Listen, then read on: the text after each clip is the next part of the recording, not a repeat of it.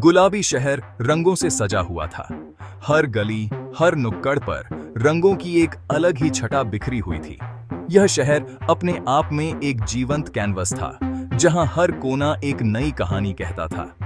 जयपुर बुआनी हाका जयपुर, जो अपनी संस्कृति के लिए फेमस है। यहाँ के बाजारों में एक अलग ही रौनक थी। हर दुकान, हर ठेला एक अलग ही कला का नमूना पेश कर रहा था। एक बहुत बड़ी आर्ट एग्जीबिशन की मेजबानी कर रहा था। हवा में एक्साइटमेंट थी। लोग दूर दूर से इस एग्जीबिशन को देखने आए थे और हर कोई इस कला के जादू में खोया हुआ था। दुनिया भर से आर्ट लवर्स इस क्रिएटिविटी को देखने आए थे। हर कोई इस कला के जादू में बंधा हुआ था और हर पेंटिंग एक नई कहानी कह रही थी। एक आर्टिस्ट सबसे अलग था। उसकी कला में एक अलग ही चमक थी। लोग उसकी पेंटिंग्स को देखकर मंत्रमुग्ध हो जाते थे। उसका नाम सब फुसफुसा रहे थे, आरव। आरव की कला ने सबका दिल जीत लिया था। आरव की पेंटिंग्स मैजिक जैसी थी। हर पेंटिंग में एक अलग ही जादू था, जो देखने वालों को अपनी ओर खींच लेता था। उसके कैनवस पे रंगों की बरसात थी, जैसे हर रंग एक नई कहानी कह रहा हो। हर रंग में एक अलग ही भावना थी, जैसे हजारों इमोशंस दिखा रहे हों। हर स्ट्रोक निडर था और हर स्ट्रोक में एक अलग ही ताकत थी। फिर भी उसमें एक नजाकत थी। हर स्ट्रोक में एक अलग ही नजाकत थी, जो उसकी कला को और भी खास बनाती थी। उसकी आर्ट प्यार, दुहक और किसी अनजानी चीज की खोज के बारे में बताती थी। हर पेंटिंग में एक अलग ही भावना थी, जो देखने वालों को सोचने पर मजबूर कर देती थी। लोग उसके काम की सच्चाई की तरफ खींचे चले आते थे। हर कोई उसकी कला में खो जाता था और हर पेंटिंग में एक नई कहानी ढूंढता था। किसी को नहीं पता था उसके अंदर क्या तूफान मचा हुआ है। उसकी कला में जो दर्द था, वह उसकी अपनी जिंदगी का हिस्सा था। मन में मैंने अपना सब कुछ इस पेंटिंग में डाल दिया है। हर भावना, हर याद, सब कुछ। ये पेंटिंग मेरे दिल का एक हिस्सा है। यह लड़की मेरे पास्ट का एक हिस्सा है। मैं उसे चाहता हूँ और उसकी यादें मेरी कला में बसी हुई हैं। वह लड़की जिसने मेरे बचपन को हंसी से भर दिया था। उसकी हंसी, उसकी बातें, सब कुछ मेरी यादों में बसा हुआ है। वह लड़की जो मेरी जिंदगी से चली गई और उसके जाने के बाद मेरी जिंदगी में एक खालीपन आ गया। एक ऐसी कमी छोड़कर जिसे सिर्फ वही पूरा कर सकती है।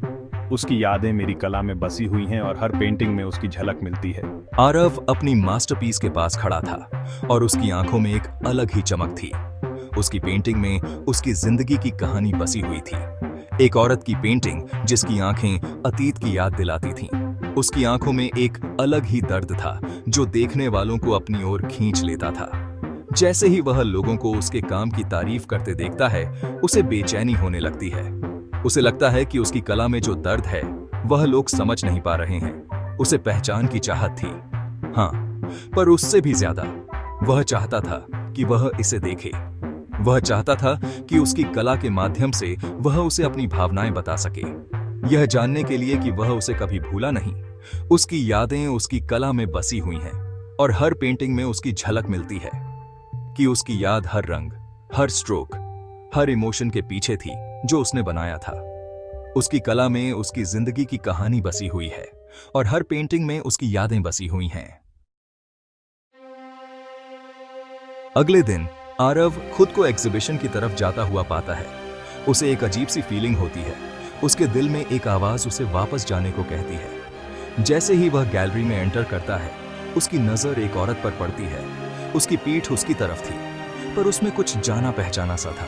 वह खूबसूरत थी, एक अलग ही गरिमा थी उसमें। उसके बाल बंधे हुए थे। उसकी सुंदर गर्दन और मोतियों की माला गैलरी की रोशनी में चमक रही थी। डी कोसे की सिबुस कसी की थी। मन में क्या यह वही हो सकती है? जैसे ही उस औरत को लगता है कि कोई उसे देख रहा है, वह पलटती है। समय रुक गया। यह वही थी, अनन्या, उसकी बचपन की दोस्त। वह लड़की जिसकी आंखें गर्मियों के आसमान जैसी थी, अब एक औरत की ताकत और समझदारी दिखा रही थी।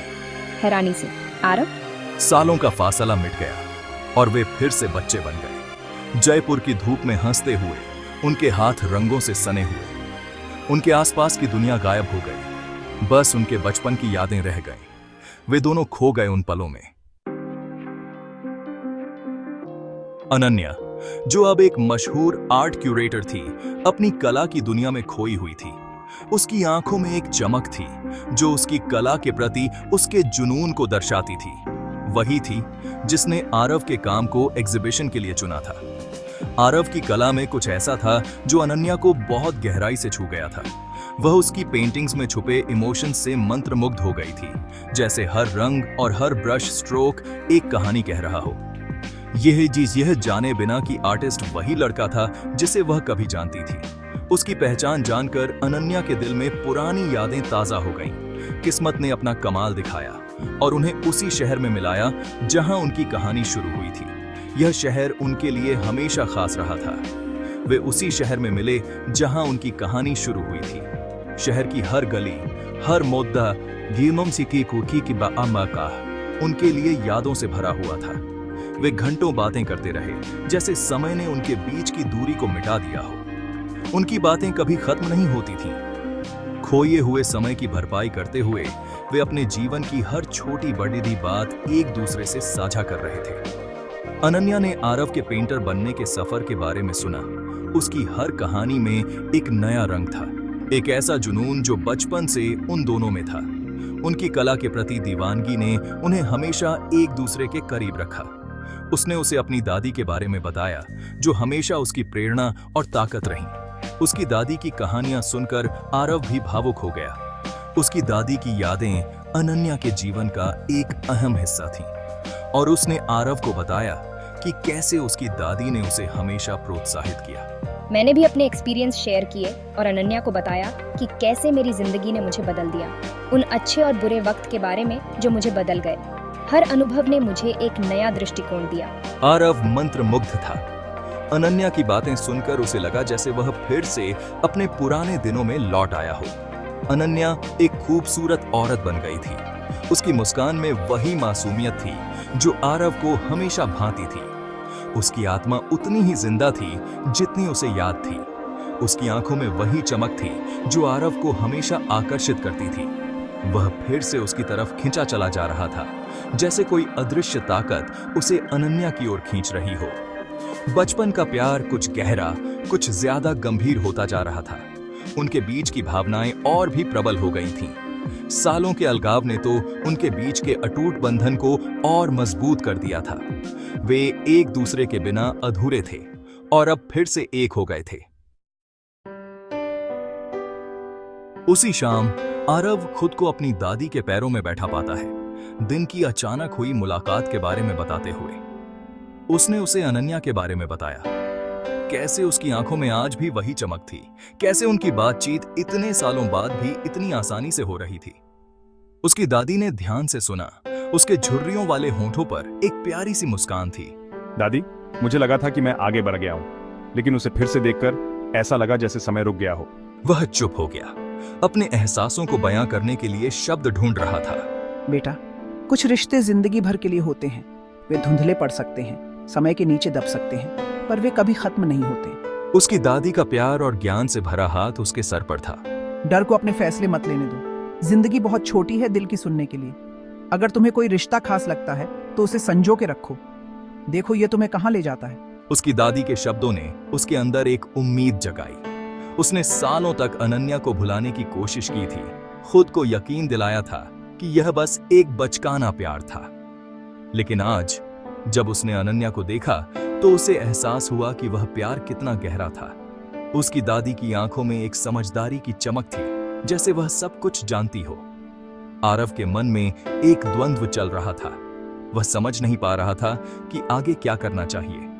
उसकी दादी ने उसे अपने पास बुलाया और कहा, बेटा, जब मैं तुम्हारी उम्र की थी मैंने भी एक ऐसा ही प्यार महसूस किया था। आरव ने ध्यान से सुना। उसकी दादी की हर बात में एक गहरा अर्थ था। वह प्यार मेरे दिल में हमेशा के लिए बस गया और उसने मुझे जीवन के हर मोड़ पर सहारा दिया। आरव को अपनी दादी की बातों से एक नई दिशा मिली। उसे समझ में आया कि उसे अपने दिल की सुननी चाहिए। उसकी दादी की मुस्कान में एक सुकून था, जैसे वह जानती हो कि आरव सही रास्ते पर है। आरव ने अपने दिल में एक नई उम्मीद और आत्मविश्वास महसूस किया। उसे पता था कि अब उसे क्या करना है। उसकी दादी के साथ बिताए इस पल ने उसकी जिंदगी को एक नया मोड़ दे दिया। कभी कभी हमें अपने जीवन के सबसे महत्वपूर्ण सबक वहीं से मिलते हैं जहां हम सबसे कम उम्मीद करते हैं।